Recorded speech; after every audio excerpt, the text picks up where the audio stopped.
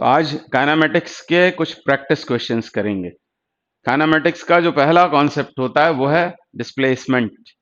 और डिस्प्लेसमेंट ये आप लोअर क्लासेस से पढ़ते हुए आ रहे हैं। क्या जानते हैं आप डिस्प्लेसमेंट के बारे में? डिस्प्लेसमेंट एक वेक्टर फिजिकल क्वांटिटी है, यूनिट उसकी मीटर होती है। और डिस्प्लेसमेंट मिलता कैसे है हमको? तो ज्योमेट्रिकली यदि उसको फाइंड आउट करना है आपको, डिस्प्लेसमेंट को ज्योमेट्रिकली ये फाइंड करना है तो join initial position with the final position. Join initial position with the final position. Final position and mark arrow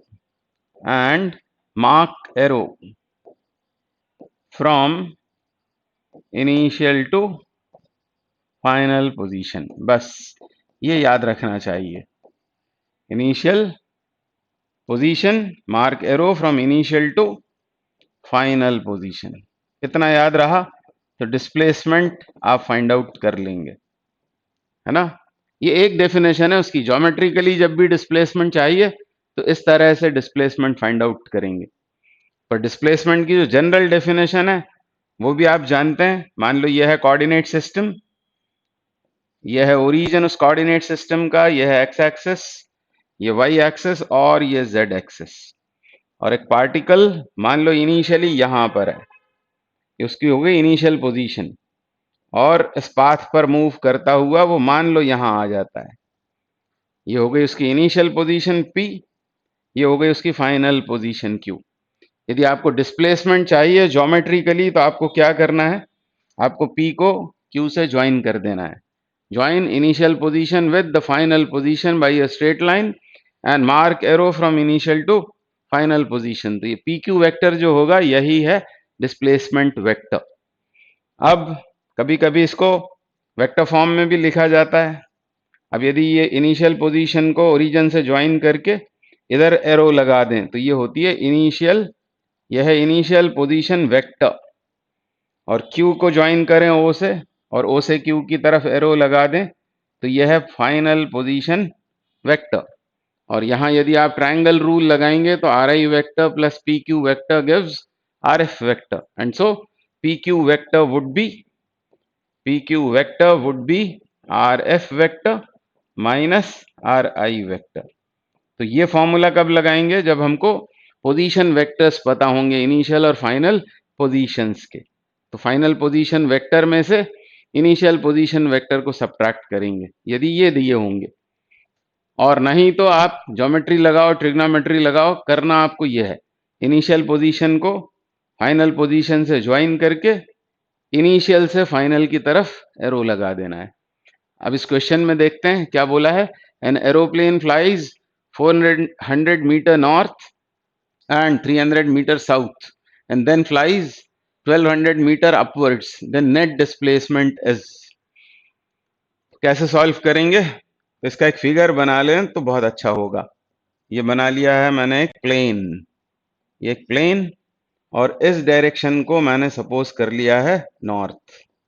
ये डायरेक्शन हो गई नॉर्थ और ये डायरेक्शन हो जाएगी ईस्ट। तो ऑब्वियसली ये क्या है? यह है साउथ और यह है वेस्ट। तो इस तरह हमने डायरेक्शंस डिसाइड कर ली पहले। अब एरोप्लेन पहले फ्लाई होता है 400 मीटर नॉर्थ में, मतलब इसके पैरेलल यहां एक लाइन ड्रॉ करना पड़ेगी। यहां से उसने चलना शुरू किया और 400 मीटर वो गया किधर? नॉर्थ की तरफ। 400 मीटर नॉर्थ जाने के बाद 300 मीटर साउथ, इसका मतलब वापस आया। यहां से उसने चलना शुरू किया P से, 400 मीटर वो आगे जाता है, 400 मीटर आगे जाकर टुवर्ड्स नॉर्थ Q पर पहुंचा और Q से फिर वापस लौटता है। कितना वापस लौटा वो? 300 मीटर। इस तरह यहां आ गया वो। दूसरे किसी कलर से आपको दिखा देते हैं।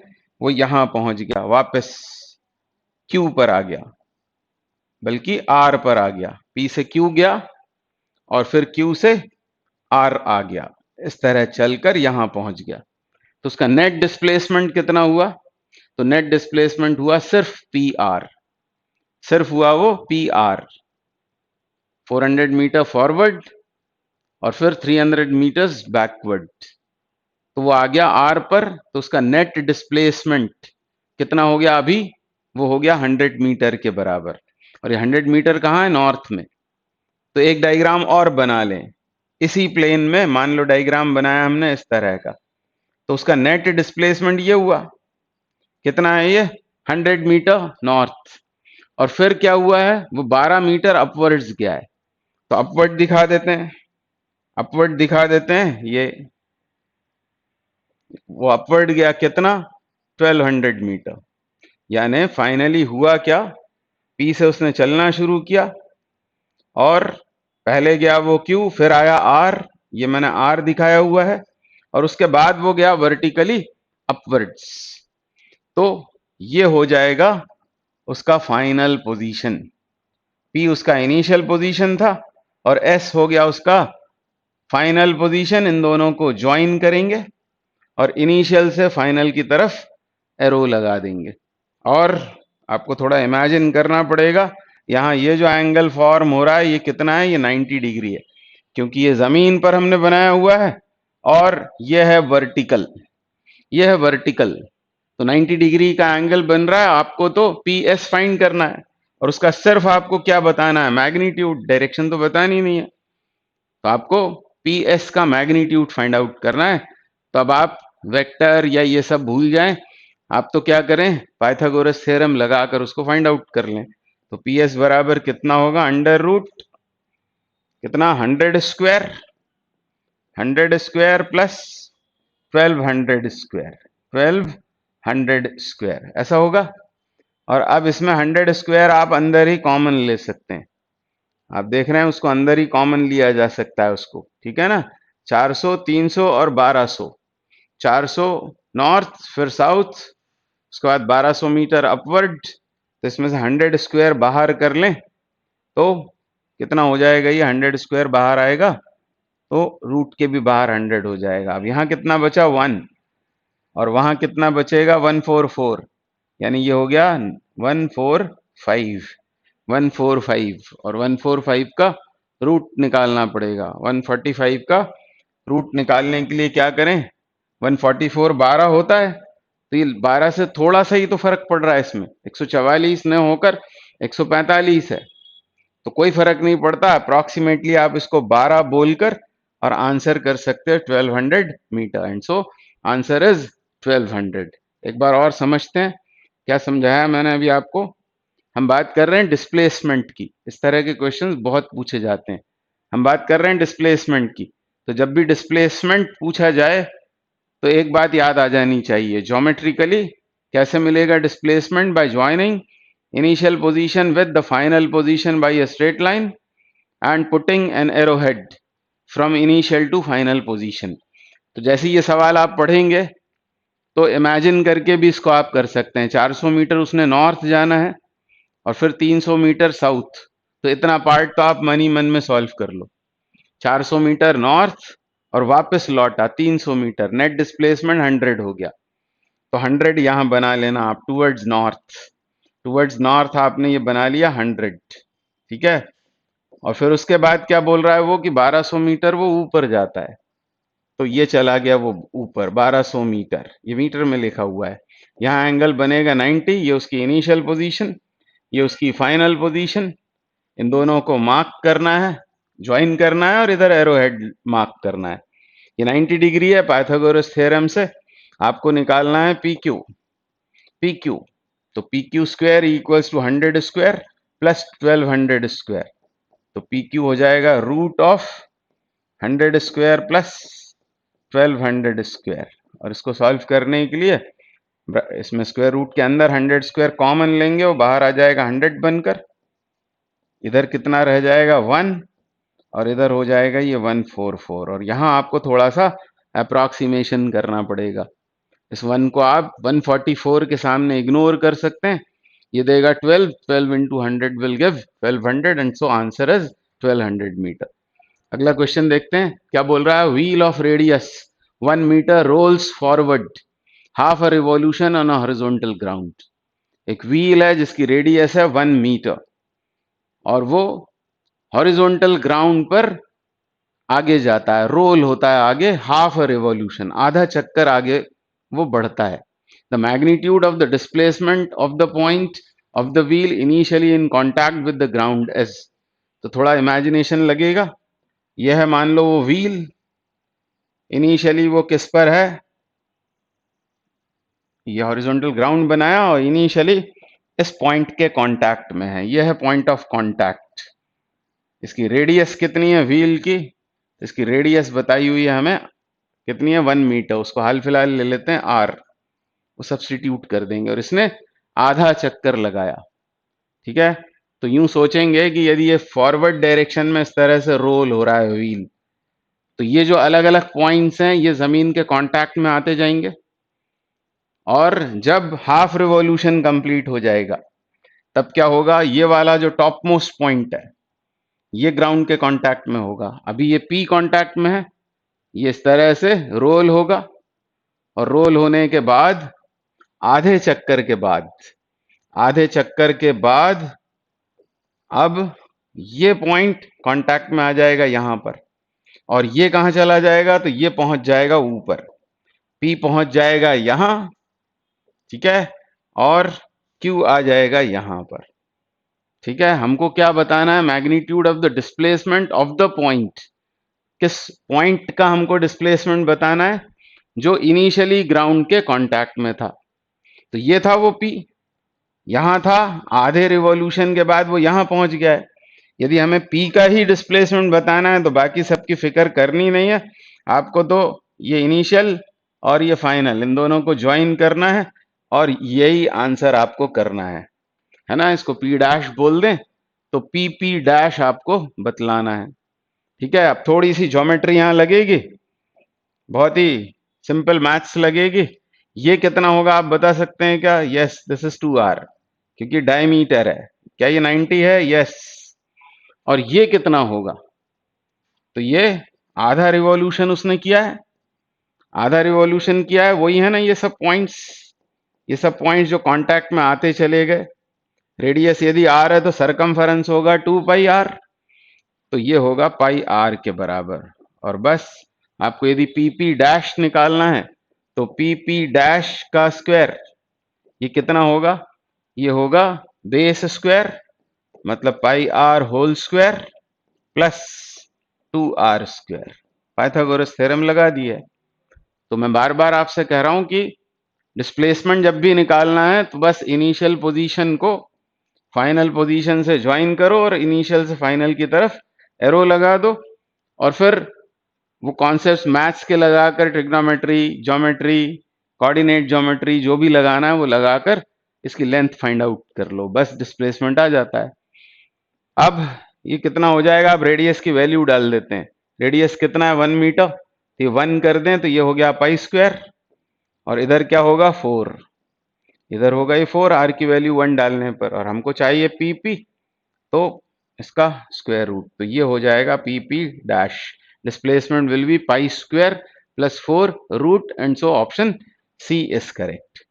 तो आपको मैं समझा रहा हूं डिस्प्लेसमेंट, कॉन्सेप्ट ऑफ डिस्प्लेसमेंट, और ये बात पूरी खत्म नहीं हो जाती है ना, बहुत जगह डिस्प्लेसमेंट हमको निकालना आना चाहिए अलग अलग केसेस में। तो ये दोनों ही क्वेश्चंस बहुत ही पॉपुलर क्वेश्चंस थे। अगला क्वेश्चन करते हैं अब। क्या बोला, particle is constrained to move on a straight line path, यानी मोशन इन वन डायमेंशन का केस है। पार्टिकल स्ट्रेट लाइन पाथ पर मूव कर रहा है और इसका क्या मतलब होता है, कंस्ट्रेन्ड टू मूव। कंस्ट्रेन्ड मतलब सरल शब्दों में बोलें तो उसकी मजबूरी है स्ट्रेट लाइन पाथ पर चलने की। तो एक पार्टिकल स्ट्रेट लाइन पाथ पर मूव कर रहा है, it returns to the starting point after 10 second. इसका मतलब उसने अपना पाथ रिट्रेस किया है, फॉरवर्ड डायरेक्शन में गया होगा और फिर पलट कर आया होगा और वापस स्टार्टिंग पॉइंट पर पहुंच गया after 10 second. The total distance covered by the particle during this time is 30 metre. Total distance covered, इस पर ध्यान देना है, डिस्प्लेसमेंट नहीं, डिस्टेंस कवर्ड। डिस्प्लेसमेंट तो उसका 0 हो जाएगा।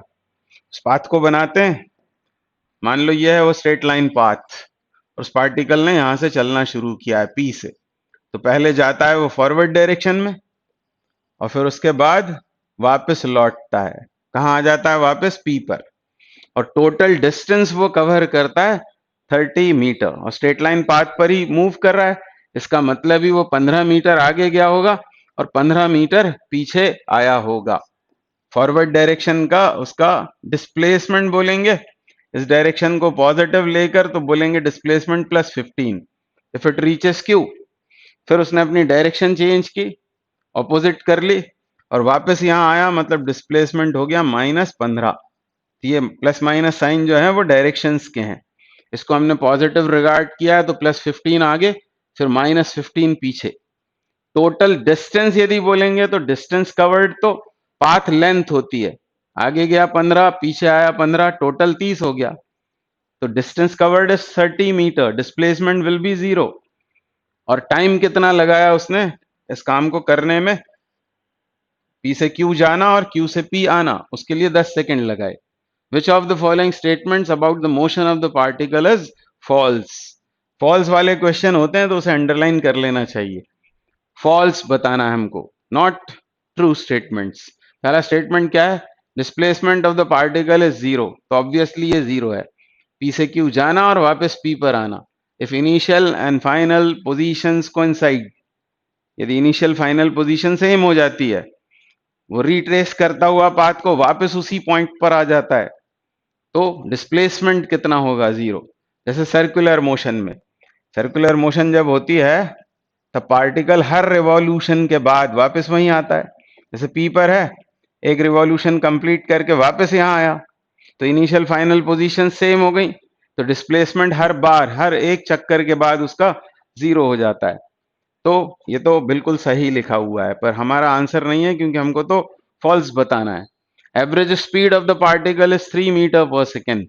एवरेज स्पीड, ध्यान देना चाहिए, एवरेज वेलोसिटी नहीं है, वो एवरेज स्पीड है। और जब वो एवरेज स्पीड बोलेगा तो न्यूमरेटर में क्या आता है, न्यूमरेटर में आता है टोटल डिस्टेंस, टोटल डिस्टेंस, और नीचे total time, total distance upon total time. तो डिस्टेंस कवर्ड कितना है, एवरेज स्पीड की बात हो रही है, average speed, total distance covered is 30।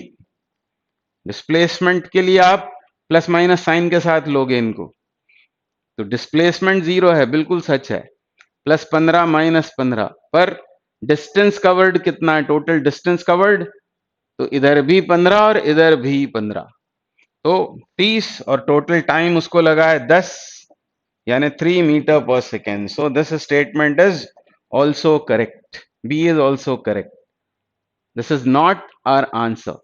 Displacement of the particle is 30 metre, क्या डिस्प्लेसमेंट 30 मीटर है, नो, डिस्प्लेसमेंट इज 0, यानी ऑप्शन सी हमारा आंसर होगा। This is the false statement, और ऑब्वियसली ये तो नहीं है ना, बोथ ए एंड बी, तो हमारा फॉल्स आंसर ये है, displacement of the particle is 30 metre, other displacement is 0, and so option C is correct, option C is correct. Red colour से करेक्ट का मार्क यहां लगा देते हैं, ऑप्शन सी इज करेक्ट।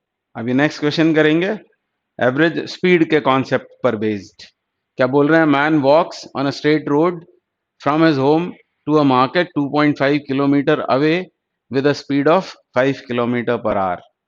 एक मैन अपने घर से किसी स्ट्रेट रोड पर, मतलब ये केस है रेक्टिलिनियर मोशन, यानी मोशन इन वन डायमेंशन का, motion along a straight line path का। तो एक आदमी अपने घर से मार्केट जाता है, मार्केट कितनी दूर है, 2.5 kilometre away from his home with a speed of 5 kilometre per hour, ये पहला स्टेटमेंट। Finding the market closed, he instantly turns and walks back home with a speed of 7.5 kilometre per hour, ये दूसरा statement. जब वो देखता है कि मार्केट बंद है तो वापस लौटता है with this speed 7.5 kilometre per our. The average speed of the man over the interval of 0 to 40 minute, ये इंपॉर्टेंट बात है। हमसे क्या पूछा हुआ है, एवरेज स्पीड, तो आपको याद आना चाहिए एवरेज स्पीड कैसे निकालते हैं। Average speed is equal to होता है न्यूमरेटर में टोटल डिस्टेंस, टोटल डिस्टेंस जो कवर हुई और नीचे total time, total distance upon total time. Average velocity पूछी होगी तो total displacement upon total time करेंगे। तो यहां पर 0 से 40 मिनट के इंटरवल में हमसे पूछी हुई है एवरेज स्पीड। हो सकता है कि वो घर से मार्केट गया हो और मार्केट से घर तक ना पहुंचा हो during this time 0 to 40 minute. तो ब्रेक करेंगे मोशन को, टोटल डिस्टेंस निकालना है हमने। तो फर्स्ट स्पैन में उसने चला कितना, 2.5 किलोमीटर। 2.5 किलोमीटर वो चलता है, किस स्पीड से, स्पीड है 5 किलोमीटर पर आवर। ये फर्स्ट स्पैन हो गया। तो टाइम उसको कितना लगेगा वो फाइंड आउट कर लेते हैं। टाइम के लिए क्या सोचेंगे, टाइम इज इक्वल टू होगा distance upon speed. 2.5 kilometre in with a speed of 5 kilometre per our, and 2.5 upon 5 यानी हाफ आवर, और हाफ आवर मतलब 30 मिनट। तो घर से मार्केट तक जाता है वो आधे घंटे में। अब बचा हुआ कितना टाइम रहेगा, 10 मिनट। अब उसे सिर्फ 10 मिनट चलना है लौटते समय, और 10 मिनट ये सेकंड स्पैन की हम बात कर रहे हैं। तो टाइम है 10 मिनट, और 10 मिनट मतलब 1/6 आवर, क्योंकि आंसर्स हमको किलोमीटर पर आवर में फाइंड आउट करने हैं। तो 1/6 आवर हो जाएगा वो। और चला कितना, उसने डिस्टेंस कितना कवर किया, तो लौटते समय की स्पीड उसकी कितनी है, 7.5 किलोमीटर पर आवर। और कितने समय तक वो चलता है, 1/6 आवर तक। तो आप देख रहे हैं आर कैंसिल, तो ये 0 यहां कर दिया, 15 से इसको कैंसिल करें तो 5/4, 5/4 किलोमीटर सिर्फ वो चलेगा 1/6 आवर में। तो इस तरह से उसे ब्रेक करना पड़ेगा मोशन को। कहने का मतलब यह है कि ये यदि उसका घर है और ये यदि मार्केट है, तो जाते समय ये हमने डेटा लिखा हुआ है यहाँ, किस स्पीड से, 5 किलोमीटर पर आवर से कितने समय तक, 1/2 आवर तक वो चलता है, मतलब हाफ आवर 30 मिनट तक। और लौटता है किस स्पीड से, 7.5 किलोमीटर पर आवर से, और कितने समय तक चलता है, 1/6 आवर तक। और इस समय कितना डिस्टेंस कवर करता है वो, 2.5, और इस समय कितना डिस्टेंस कवर करता है, 5/4। 5/4 का आप 1.25 भी लिख सकते हैं। 1/4 होता है 0.25 इंटू 5, 1.25 भी लिख सकते हैं। अब हम अपने बेसिक फॉर्मूले पर आ जाएंगे तो हमको एवरेज स्पीड मिल जाएगी। एवरेज स्पीड के लिए ऊपर क्या चाहिए होता है, टोटल डिस्टेंस कवर्ड। तो जाते समय 2.5, ठीक है, और आते समय कितना, आते समय 5/4, तो 1.25। ये हो गया टोटल डिस्टेंस कवर, और नीचे आएगा टोटल टाइम।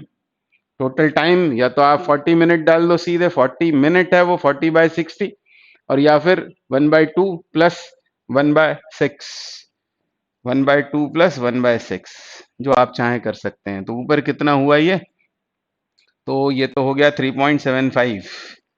नीचे एलसीएम लेंगे, कितना आएगा एलसीएम, 2 और 6 का, 2 एकम 2, 2 तिया 6 यानी 6, और फिर 2 से डिवाइड करेंगे तो 3 और 1 4, और इसको आगे सॉल्व करें तो 3.75, और ये रेसिप्रोकेट हो गया 6/4। डेसिमल हटाएंगे तो ये आएगा 100। थोड़ी तकलीफ है पर आराम से सॉल्व हो जाएगा। 375 इंटू 6/100। अब इसको 25 से कैंसिल कर दें, 25 से 4 बार कैंसिल, और 25 से ये 25 एकम 25, आगे कितना बचेगा, फिर बचेगा 12, तो 15, 15/4। तो अब और कुछ कैंसिल हो रहा है, ये 2 टाइम्स, ये 3 टाइम्स, यानी ये हुआ 45/4, 45/8, 4 into 2 8, that is D, 45/8 kilometre per our.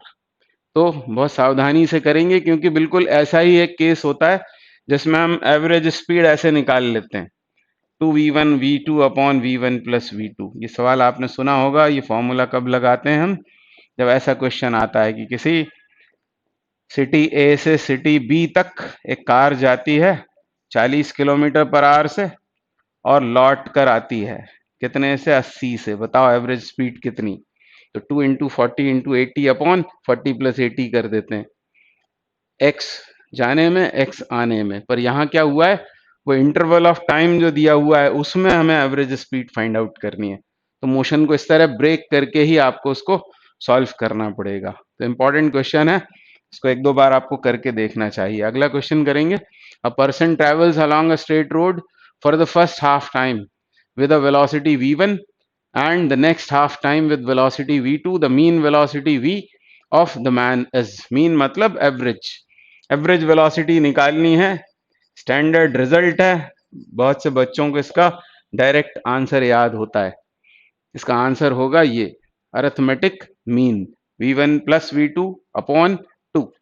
कैसे करेंगे, क्या बोल रहा है, एक पर्सन स्ट्रेट रोड पर मूव करता है, पहले आधे समय तक, पहले आधे समय तक वो चलता है, मतलब टोटल टाइम यदि t हो तो t/2 समय तक किस स्पीड से चलता है वो v1 से, और फिर बचे हुए आधे समय में वो चलता है, मान लो इतना चला उसने, इतना चलता है वो t/2 टाइम में v1 स्पीड से, और फिर बचे हुए समय में v2 स्पीड से, और ये डिस्टेंस कवर वो करता है मान लो x1, और इधर वो डिस्टेंस कवर करता है x2। हमको चाहिए एवरेज स्पीड, कभी कभी उसको v बार लिखा होता है, तो यहाँ होगा टोटल डिस्टेंस और नीचे क्या होगा, टोटल टाइम, टोटल टाइम, तो टोटल टाइम है t, पर हमको x1 x2 नहीं पता है, हमको तो v1 v2 मालूम है, उसी की टर्म्स में आंसर आना चाहिए। तो यहाँ x1 को क्या लिख सकते हैं, distance is equal to speed into time, मतलब यहाँ हम लिखेंगे v1 t/2, और इधर क्या लिखेंगे x2 की जगह v2 t/2, और नीचे आएगा t, t कॉमन आकर कैंसिल हो रहा है, और फिर इसको लिख लेंगे v1 plus v2/2 and this is arithmetic mean. तो इस तरह का स्टेटमेंट जब आप देखते हैं एग्जाम में, यदि ऐसा बोला हुआ है कि स्ट्रेट रोड पर वो जा रहा है, motion in a straight line की बात हो रही है, आधे समय तक v1 वेलोसिटी से और नेक्स्ट हाफ टाइम में v2 वेलोसिटी से, एवरेज वेलोसिटी कितनी होगी, तो बोलेंगे v1 plus v2/2 arithmetic mean. और यदि ऐसा बोला होगा कि आधी डिस्टेंस v1 स्पीड से और बची हुई आधी डिस्टेंस v2 स्पीड से, तब फिर वो होता है हार्मोनिक मीन वाला फॉर्मूला जो अभी हमने लिखा था 2v1 v2 upon v1 plus v2। तो स्टैंडर्ड रिजल्ट्स पर क्वेश्चन आ जाते हैं कई बार, तो इनको आपको अच्छे से करना चाहिए। अगला क्वेश्चन क्या है, if a car covers 2/5 of total distance with v1 and 3/5 with v2 then the average speed is, 2/5 और 3/5 मिलकर कितना होगा, टोटल 1 हो जाएगा, यानी टोटल डिस्टेंस यदि x है सपोज, तो उसमें से 2/5 of x, 2/5 of x total distance का 2/5 वो किससे कवर हो रहा है, v1 से, स्पीड v1 से, और बचा हुआ 3/5 टोटल डिस्टेंस का 3/5, टोटल डिस्टेंस है x, ठीक है, उसका 2/5 v1 से और 3/5 कितने से, v2 से। हमको बतानी है एवरेज स्पीड, तो क्या करेंगे, टोटल डिस्टेंस कवर्ड, ऊपर क्या आएगा, टोटल डिस्टेंस कवर्ड x, और नीचे आएगा total time t1 plus t2, तो टोटल डिस्टेंस कवर तो हमने x सपोज कर लिया है, ठीक है। अब यहाँ पर टाइम उसको कितना लगेगा, तो speed is equal to distance upon time, time is equal to distance upon speed t1, यहाँ पर सब्सटीट्यूशन करना है, क्या लिखेंगे, time is equal to distance upon speed, तो यह डिस्टेंस 2/5x और स्पीड कितनी है v1, और इधर इधर क्या लिखेंगे 3x अपॉन 5v2, और इसको फिर आपको सॉल्व करना पड़ेगा, आंसर आ जाएगा। x तो कैंसिल आउट हो रहा है, x कैंसिल आउट हो रहा है, तो ऊपर तो बच रहा है 1, और नीचे क्या आएगा 2 अपॉन 5v1, और यहाँ आएगा 3 अपॉन 5v2, तो 5v2 एलसीएम आएगा, 5v2 एलसीएम आएगा, नीचे 5v1 v2 एलसीएम आएगा, बल्कि 5v1 से डिवाइड करेंगे तो कितना बचेगा v2, उसका इधर मल्टीप्लीकेशन होगा 2v2, और 5v2 से डिवाइड करेंगे, v1 आएगा तो यहाँ आएगा 3v1 और ऊपर है 1। ठीक है, रेसिप्रोकेट कर दें इसको तो हमको आंसर मिल गया 5v1 v2 upon 2v2 plus 3v1। This should be the answer. 5v1 v2 एक ही में है upon 3v1 plus 2v2 and so option D is correct. तो हमेशा बेसिक पर आना चाहिए। एवरेज स्पीड पूछी होगी तो न्यूमरेटर में टोटल डिस्टेंस और डिनोमिनेटर में टोटल टाइम, और ऐसी उठापटक से आंसर तक आप पहुंच ही जाओगे। Option D is correct. अगला क्वेश्चन करते हैं। क्या बोल रहा है? The correct statement from the following is a body having zero velocity will not necessarily have zero acceleration. तो ये कंफ्यूज क्यों करता है स्टेटमेंट? क्योंकि जब हम सुनते हैं कि एक्सेलरेशन होता है डीवी अपॉन डी टी, ठीक है, और यदि वेलोसिटी जीरो है तो हमको लगता है कि एक्सेलरेशन को तो जीरो होना ही चाहिए, क्योंकि वेलोसिटी का rate of change he acceleration है। पर ये स्टेटमेंट करेक्ट है। अ body having zero velocity will not necessarily have zero acceleration. ये बात बिल्कुल सही है। कैसे? मान लो एक बॉडी को आप ऊपर फेंकते हो, ठीक है, ये बात मैं कर रहा हूं मोशन अंडर ग्रेविटी की। A ball is thrown vertically upwards, तो आप जानते हो कि एक्सेलरेशन तो इधर काम करता है, और ये एक्सेलरेशन प्रोड्यूस करने की जिम्मेदारी किसकी? अर्थ की। अर्थ तो हमेशा ही इस बॉल के ऊपर नीचे फोर्स लगाएगी, तो एक्सेलरेशन हमेशा ही नीचे लगेगा। वर्टिकली अपवर्ड वो बॉल जा रही हो या वर्टिकली डाउन आ रही हो, एक्सेलरेशन तो कांस्टेंट रहेगा। अब ये बॉल जब यहां होती है मैक्सिमम हाइट पर, तो मोमेंटरीली उसकी वेलोसिटी जीरो हो जाती है, पर एक्सेलरेशन जीरो नहीं होता। स्टिल एक्सेलरेशन विल बी जी। तो अ body having zero velocity will not necessarily have zero acceleration. तो ये ऑप्शन सही है, तो ऑप्शन ए ही करेक्ट होगा इसके लिए, बाकी सब गलत होंगे। क्या लिखा है? Body having zero velocity will necessarily have zero acceleration, contradiction. A सही है तो बी तो बिल्कुल गलत है ही। A body having uniform speed can have only uniform acceleration, ये भी स्टेटमेंट गलत है। यूनिफॉर्म स्पीड से यदि बॉडी जा रही है तभी उसके पास यूनिफॉर्म एक्सेलरेशन होगा? नो, यूनिफॉर्म स्पीड से जाना मतलब तो एक्सेलरेशन का जीरो होना होता है, तो ये भी गलत है। अ body having non uniform velocity will have, non uniform मतलब वेलोसिटी चेंज हो रही है, वेलोसिटी चेंज हो रही है तो एक्सेलरेशन तो आएगा ही आएगा। यानी बी सी डी तीनों स्टेटमेंट्स इनकरेक्ट हैं, ये सही है। Body having zero velocity will not necessarily have zero acceleration, velocity zero होने के बावजूद उसमें नॉन जीरो एक्सेलरेशन हो सकता है, and so option A is correct. अगला क्वेश्चन करते हैं। A particle experiences a constant acceleration for 20 seconds after starting from rest. If it travels a distance s1 in first 10 seconds and distance s2 in next 10 seconds, then तो uniformly accelerated motion की बात हो रही है। एक particle constant acceleration से move कर रहा है, मतलब ए इज कांस्टेंट, यानी आप इक्वेशंस ऑफ काइनेमेटिक्स लगा सकते हैं। और उसने रेस्ट से चलना शुरू किया है, 20 सेकंड तक वो चलती है, तो डिस्प्लेसमेंट कितना होता है उसका? s1 पहले 10 सेकंड में। टोटल जो टाइम है वो है 20 सेकंड, और उसको दो पार्ट्स में इन्होंने ब्रेक किया हुआ है। मैं आपको बताता हूं, यहां पर ये मान लेंगे कि वो पलट नहीं रही है, रिट्रेस नहीं कर रही है। इनिशियल वेलोसिटी कितनी है उसकी? जीरो। पार्टिकल की इनिशियल वेलोसिटी जीरो, और कांस्टेंट एक्सेलरेशन से उसने रेस्ट से चलना शुरू किया है।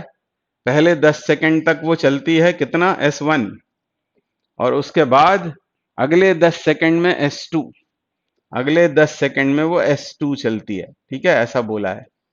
हमसे पूछा क्या है? s1 s2 में रिलेशनशिप।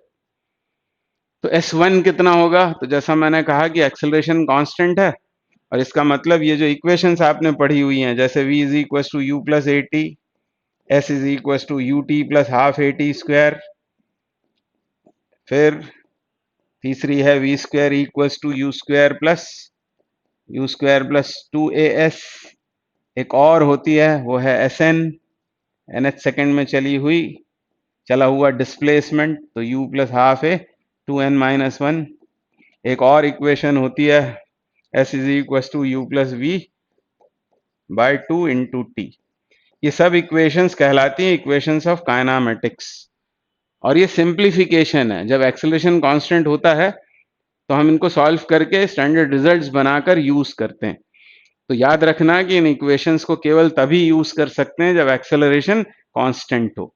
यहाँ पर आपको फ्रीडम है, इनको यूज आप कर सकते हो। तो जैसे मैं इस स्पैन की बात करूं कि S1 कितना होगा, तो S1 के लिए आप किस में जाएंगे, इन इक्वेशंस में से आप कहाँ जा सकते हैं, इनमें से इसमें जा सकते हैं। एक्सेलरेशन मान लेते हैं a है, ठीक है, और रेस्ट से उसने चलना शुरू किया, ये टर्म 0 हो जाएगी, और हाफ ए टी स्क्वायर ये होगा उसका डिस्प्लेसमेंट इन फर्स्ट 10 सेकेंड्स। तो हाफ एक्सेलरेशन a मान लिया हमने, कांस्टेंट एक्सेलरेशन a से वो मूव कर रही है, तो हाफ a और टी स्क्वायर मतलब 10 स्क्वायर। ये इक्वेशन 1 हो गई। अब S2 फाइंड आउट करना है, पर रेस्ट से चलना उसने शुरू किया था, यहां आकर उसकी कुछ ना कुछ वेलोसिटी उसने गेन कर ली होगी। वेलोसिटी यहां से आप निकाल लो, v कितना होगा, ये तो फर्स्ट स्पैन की बात कर रहे हैं।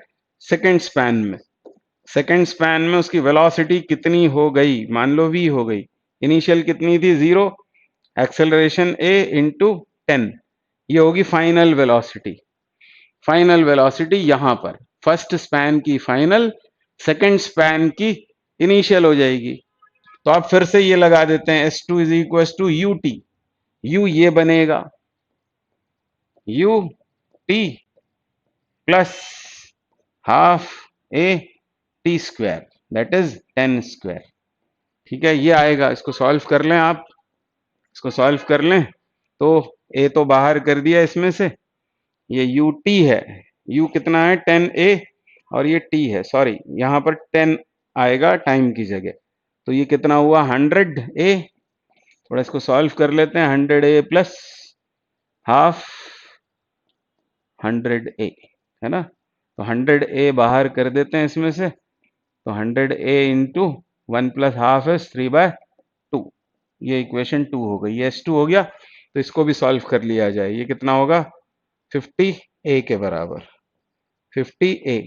और हमें रिलेशन पूछा हुआ है इनके बीच, तो S1 डिवाइडेड बाय S2 कर देते हैं। S1 कितना है, S1 है 50a, और S2 है ये 300/2 यानी 150a, 150a, a cancel out, तो ये हुआ 1/3।